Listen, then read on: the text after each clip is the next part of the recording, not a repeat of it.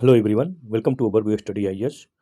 तो dear student, आज हम लोग नया सीरीज शुरू कर रहे हैं जो यूपीपीसीएस 2025 के लिए इम्पॉर्टेंट है। ये इंडियन पॉलिटी का होगा, जिसमें हम लोग इंडियन पॉलिटी को थ्रू पीवाईक्यू से डिस्कशन करेंगे और कंप्लीट करने की कोशिश करेंगे। और आज हम लोग उसका ट्रेंड और एनालिसिस देखेंगे।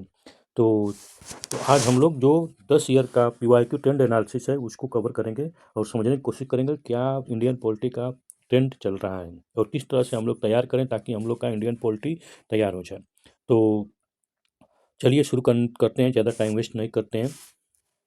तो डियर स्टूडेंट, हम लोग शुरू करने से पहले ये जानना चाहिए कि polity and constitution and governance का जो सिलेबस है यूपीएससी में क्या है। तो उसका सबसे पहले सिलेबस जानना चाहिए। तो सिलेबस हम देखते हैं तो पाते हैं कि इसमें बस कुछ ज़्यादा नहीं मेंशन है, बस इतना ही मेंशन किया गया है कि Indian polity and governance, constitution, political system, Panchayati Raj, public policy, right issue and इंटीसी।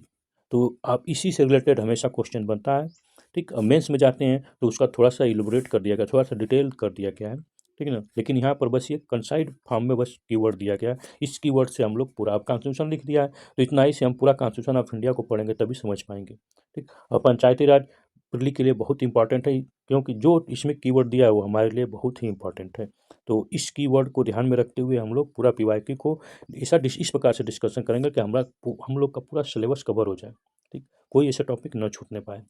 तो हम यहाँ पर अगर देखते हैं कि 10 साल में जो यूपीएससी के द्वारा पूछा गया है प्री में, तो अब तक 10 साल में 2015 से लेकर 2024 तक कुल 175 क्वेश्चन टोटल पूछे गए हैं। तो अब यहाँ पर ये देखते हैं कि सबसे ज़्यादा क्वेश्चन कहाँ से पूछे गए हैं। तो टोटल टॉपिक वाइज अगर हम क्वेश्चन के एनालिसिस करेंगे तो सबसे ज़्यादा हम पाते हैं कि गवर्नेंस से 28 क्वेश्चन पूछा गया है। Fundamental right and fundamental duty से 28 क्वेश्चन पूछा गया है। ठीक, तो यहाँ पर दोनों से अगर हम देखते हैं तो सबसे ज़्यादा क्वेश्चन पूछा गया है। और यहाँ पर थर्ड एक पॉइंट हम देखते हैं, पार्लियामेंट। तो पार्लियामेंट से सबसे ज़्यादा 25 क्वेश्चन पूछा गया है, तो ज़्यादा अंतर नहीं है। तो अगर हम तीन टॉपिक कवर कर लेते हैं, गवर्नेंस, पार्लियामेंट और fundamental right duty and DPSP, तो हम लोग लगभग लगभग आधा क्वेश्चन कवर कर लिए। 10 साल का जितना क्वेश्चन पूछा गया आधा कवर लगभग लगभग हो गया। ठीक, तो यानी 40 से 50% क्वेश्चन केवल 3 टॉपिक से पूछा गया है। ठीक, तो हमारा फोकस यही रहेगा कि सबसे ज़्यादा इसी पर हम फोकस करें और अपना क्वेश्चन को आसानी से हल करने। और यहाँ पर और देखते हैं तो 19 क्वेश्चन स्कीम से आया है, तो गवर्नमेंट स्कीम से 19 क्वेश्चन आया है, ये फोर्थ है। तो फोर्थ अगर अब टोटल देखा जाए तो अगर हम 4 टॉपिक पर देख लेते हैं तो हम लोग का 50% सिलेबस कवर हो जाता है केवल इन्हीं चारों से। तो अगर गवर्नमेंट स्कीम और यूनिवर्सिटी की बात करते हैं तो ये इकोनॉमी में भी कवर होता है, यानी सब में, ये मेंस में भी लिखने के काम आता है। ठीक, तो प्री मेंस दोनों का आप देख सकते हैं, करंट अफेयर बेस ज़्यादा होता है। ठीक, तो पॉलिटी का अगर हम देखें तो करंट अफेयर बेस और स्टैटिक दोनों का मिक्स पूछता है यूपीएससी, तो यहाँ पर ये समझने वाली बात है। और यहाँ पर फिर देखते हैं 10 क्वेश्चन आपका सैलिएंट फीचर ऑफ कॉन्स्टिट्यूशन से, पॉलिटिकल सिस्टम से 11 क्वेश्चन पूछा गया है, जुडिशियल से 9 क्वेश्चन, इमरजेंसी से 2 क्वेश्चन अब तक, एग्जीक्यूटिव से 10 क्वेश्चन, लेजिस्लेटिव एग्जीक्यूटिव से आप स्टेट लेजिस्लेटिव से आपका 3 क्वेश्चन, लोकल गवर्नमेंट से 4 क्वेश्चन, इंटर सेंटर और स्टेट के रिलेशन से 4 क्वेश्चन, अमेंडमेंट से 6 क्वेश्चन, और evolution and making of constitution से 3 क्वेश्चन, सिटीजनशिप से 1 क्वेश्चन, कॉन्स्टिट्यूशनल बॉडी से 2 क्वेश्चन, इलेक्शन से 4 क्वेश्चन और प्रियम्बल से 6 क्वेश्चन। तो प्रियम्बल हमेशा देखा जाए तो आसान भी है, बहुत आसान है, और न्यूज में घूम फिर के रहता है, तो इसलिए यह तैयार ही रहता है। तो पॉलिटी को अगर हम तैयार करना चाहें तो हम तो यही कहेंगे कि आप लोग करंट अफेयर पर गिद्ध की तरह नजरें गड़ाए रखें। गिद्ध कहे या बकुला कहे, बको ध्यानम। ठीक ना, एक पैर पर जैसे बकुला खड़ा रहता है और मछली को खोजता रहता है, और तुरंत उसी तरह से आप लोग करंट अफेयर पर एकदम नज़र गड़ाए रखिए, तो उससे आपका 50% सॉल्व हो जाएगा। बाकी तो आपको करना ही पड़ेगा। तो सोर्स देख लेते हैं, एनालिसिस सोर्स क्या है, एनालिसिस किस टाइप का किया गया। तो यहाँ पर इसेंशियल मटेरियल से देखते हैं तो 120-21 क्वेश्चन आराम से मिल जाता है, जिसमें एनसीईआरटी आप पढ़ लेते हैं और लक्ष्मीकांत पढ़ लेते हैं तो आपका काम हो जाएगा। दूसरा, स्टैंडर्ड न्यूज़पेपर से 32 क्वेश्चन, डीडी बसु और रेफरेंस मटेरियल जो है उनसे 9 क्वेश्चन, रैंडम 13 क्वेश्चन अदर उधर। तो इसलिए न्यूज़पेपर रैंडम और न्यूज़पेपर दोनों अगर ध्यान दें तो एक ही चीज़ है, कोई अलग नहीं है। ठीक, और डिफ़िकल्टी लेवल और इजी लेवल की बात करें तो 2015 में जो है आप देखते हैं तो 14 क्वेश्चन पूछा गया है। ठीक, 14 क्वेश्चन 2015 में पूछा गया, जिसमें से 5 इजी है, 7 मीडियम है और 2 डिफ़िकल्ट है।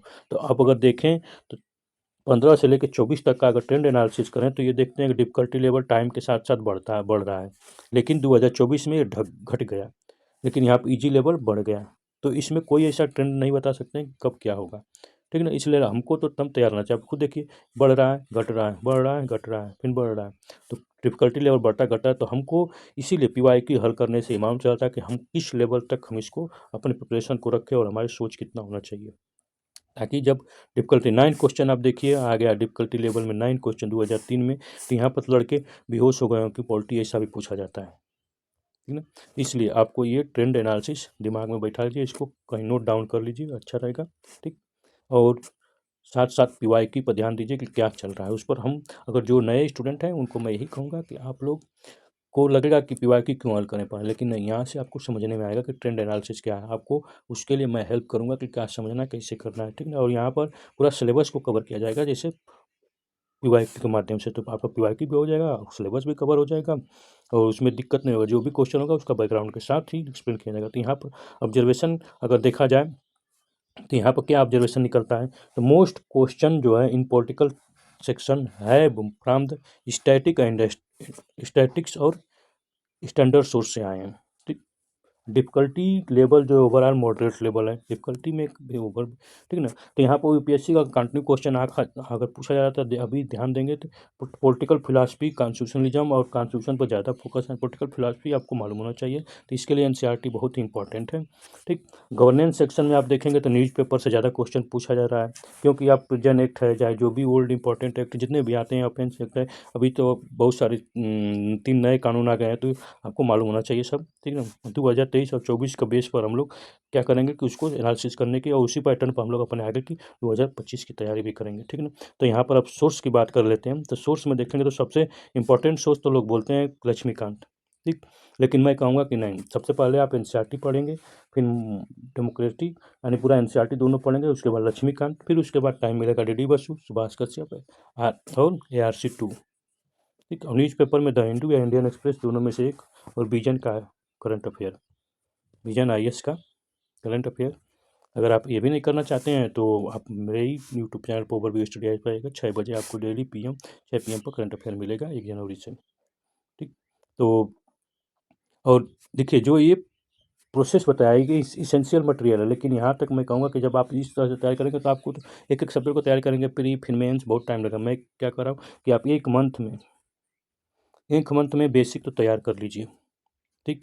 बेसिक मतलब कि हर सब्जेक्ट जिससे आपको न्यूज़पेपर करंट अफेयर समझने में आ जाए। न्यूज़पेपर पढ़ेंगे तो समझ में आए, उसके लिए आपको सबसे पहले क्या करना पड़ेगा, घटना चक्र या लुसेंट का, घटना चक्र का जीका जो है, जीका या लुसेंट जो है उसको ले लीजिए, उसको रट्टा मार दीजिए, कुछ नहीं, आँख बंद करके रट डालिए, 30 से 40 दिन लगेगा, ख़त्म हो जाएगा। अगर नहीं तो हम शुरू कर रहे हैं उसके लिए, नहीं तो उसके लिए हम लोग फाउंडेशन कोर्स शुरू करें जीएस का, जो 1 जनवरी 2025 से शुरू हो जाएगा, जिसमें पूरा बेसिक टू स्टैंडर्ड हम लोग चलेंगे, बेसिक से एडवांस तक चलेंगे, जिसमें जीका को डिस्कस किया जाएगा, जीका के बाद कंप्लीट होने के बाद एनसीईआरटी, फिर स्टैंडर्ड बुक, उसके बाद प्रैक्टिस ही प्रैक्टिस। लेकिन उसके साथ साथ जो मेंस लिख रहे हैं उनके लिए रेगुलर आंसर राइटिंग भी होता रहेगा, क्योंकि दोनों साथ साथ करेंगे तभी जाके हमको मिलेगा कि हम लोग किस डायरेक्शन में तैयारी करें, ठीक? पीवाईक्यू का डिस्कशन करें, करंट अफेयर 6 पीएम पर डेली आपको मिलता है, 1 जनवरी से कंटिन्यू हो जाएगा, ठीक? और इसमें क्या टारगेट है कि कंप्रहेंसिव सिलेबस को कवर किया जाए, कॉन्सेप्ट क्लियरिटी तो पूरा एकदम ध्यान दिया जाएगा, ठीक? वो नए स्टूडेंट हैं जो ओल्ड प्लेयर हैं जिनका एक मंथ में नहीं तैयार है, कन्फ्यूजन है, तो सिस्टमेटिकली अप्रोच, न्यू अप्रोच के साथ हम लोग शुरू कर रहे हैं। जीका जीका घटना चक्र का जीका डिस्कशन किया जाएगा और 1 जनवरी से ये शुरू हो जाएगा, ठीक? और ये गारंटी के साथ कर रहा हूँ कि इसको आप तैयारी करते हैं मेरे अप्रोच के अनुसार तो आपका प्री कभी नहीं रुकेगा, ये मेरी तरफ से 100% गारंटी है। तो आपसे यही कहूँगा कि आप सब्सक्राइबर इतना बढ़ाइए और लोगों को शेयर कीजिए, ताकि 1 जनवरी तक बहुत सारे इस चैनल पर वो स्टूडेंट हो जाए, आपके दोस्त आ जाएँ, जिससे कि पढ़ाने में, समझाने में भी मज़ा आए, ठीक ना? तो चलिए आज का हम लोग देखते हैं, ठीक? ये आप लोग जुड़िए, ठीक? और डेली 6 बजे आपको करंट अफेयर मिलेगा, जिसका टारगेट है कि प्रीलिमी एग्ज़ाम को, तो अभी नहीं हो पा रहा है, लेकिन 1 जनवरी से इसको भी शुरू कर देंगे। तो आप लोग जुड़िए, अपने दोस्तों को भी जोड़िए, और अगले नेक्स्ट लेक्चर में हम बात करेंगे, और हम लोग नेक्स्ट लेक्चर में बात करेंगे, एक-एक टॉपिक को लेंगे जो सबसे ज़्यादा इम्पोर्टेंट होगा, एक सिस्टमेटिकली, और उसमें हम लोग इंडियन पॉलिटी को थ्रू पीओआईक्यू से डिस्कशन करेंगे और कंप्लीट करेंगे, जितना फास्ट हो सके उतना कंप्लीट करेंगे, ताकि और मेन क्या कि आप लोग जुड़ेंगे तो आपको समझ में आएगा कि जो नए स्टूडेंट हैं उनको लग रहा होगा कि हम इसमें बहुत कन्फ्यूजन होगा कि पहले हम पीओआईक्यू करें। नहीं, आप आपको बेसिक और उसकी कंसेप्ट क्लैरिटी मेरे द्वारा प्रोवाइड की जाएगी, जो आपको कोई भी दिक्कत नहीं होगी। तो मैं ये कहूँगा कि आप इससे जुड़िए, और अगले लेक्चर में मिलेंगे तो हम लोग अपना शुरू करेंगे प्रियम्बल से। प्रियम्बल में जितने क्वेश्चन आज तक 2014 से 2025 15 से लेकर 2025 तक पूछा गया, उस पर डिस्कशन करेंगे। ठीक, उसका बेसिक लेते हुए करेंगे। तो चलिए अगले बार मिलते हैं तो प्रियम्बल पर पीवाईक्यू हल करेंगे। Thank you for watching.